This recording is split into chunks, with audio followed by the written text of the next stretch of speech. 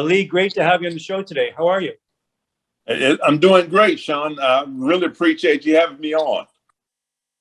Yeah, it's so great. It's a privilege and honor to have you on the podcast today. And, before we get started, I want to give a quick shout out to our mutual friend, Danny Lee Sharp from Asheville, North Carolina. Danny runs a gym called Built More Fitness. And, we really appreciate his help in making this interview possible.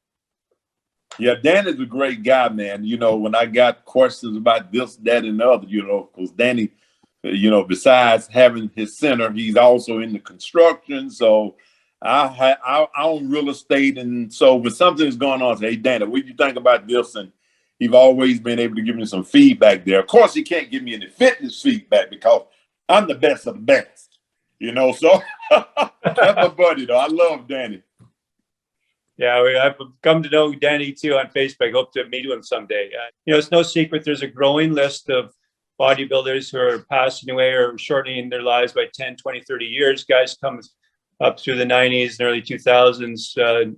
Nasser El-Somebody comes to mind, the uncrowned Mr. Olympia 97. A lot of people thought he should have won that show. Dallas McCarver passed away 26. More recently, we have Sean Roden, 46.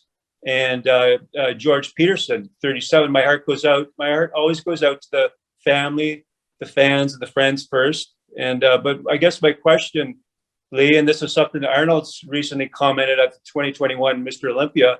He thinks the bodybuilding should go back to a place where it's about health and fitness. What would you say? What can be done to scroll things back and save lives?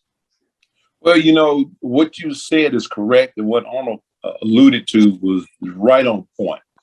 What I find in today's bodybuilding is not about the health and fitness of the sport, because during that earlier era, like you were saying with Steve Reeves, Jack LaLanne, with Arnold, and Mike Katz, and all of these guys, Robbie, it was about being fit. It's about being healthy, and that was something Joe Weider really, really pushed. It was always about health and fitness. It was always about the importance of good quality nutrition for good quality muscle growth and development. Right now, a lot of guys think in the way of mass at all costs. And you notice you named several big guys. And a Rottweiler never outlives a Chihuahua. Never. You've never seen that happen. So when you put on that type of size and you action your heart, which is generally equipped to carry a person, maybe 200 pounds, 180, and all of a sudden he's weighing 270 or 300. That's never going to end well. So the health part of it is being sort of, is being left out, So that's one of the dangers of where we are now. With George Peterson, I think George was at 70. Sean Roden, was around 270, 300 pounds at the age of 46. It's not good, but as I understand with George, if I'm not mistaken, I don't want to say this wrong, but there was a history of aneurysm in his family. Then with Dallas, there was, I think his father died from heart complications. So a lot of times there's genetic things that's hanging out there that we are not aware of. And so as I'm on the road speaking to the younger athletes, I always emphasize the importance of having regular blood work done on a yearly basis, or maybe twice a year. If you're at the top level, then EKGs and echograms, all of these things need to happen. And I was doing these things when I was 22 years old. I didn't wait till I was, 30 years old. I retired when I was 31. But I started making sure that I was taking care of my health at an early age. I was born with a heart murmur. I knew that when I was a teenage kid.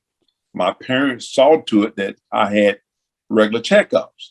And so I've been aware of that. That's why, I never use enhancements for energy.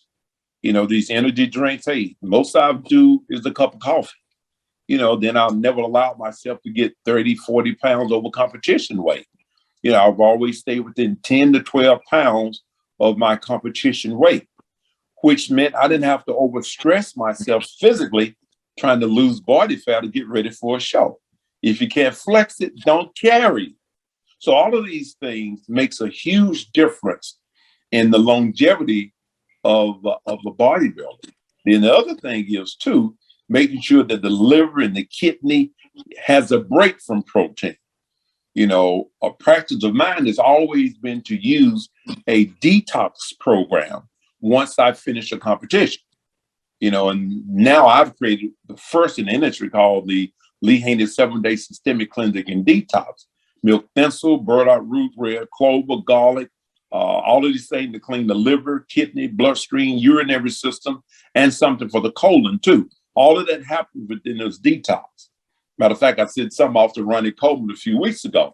But these are the things that's important for maintaining good, consistent health. If it's recommended that you take your automobile in every 35 to 5,000 miles to make sure you get it serviced for longevity and health of the engine and better gas mileage, then you got to do your body the same way. A lot of people think that, a lot of bodybuilders think that they can just push, and not give true maintenance to the body. That never ends well. Yeah, so true. No, I agree with a lot of what you said there. You know, at the end of the day, I think bodybuilding can be an addiction. You know, a lot of guys will do whatever it takes to win.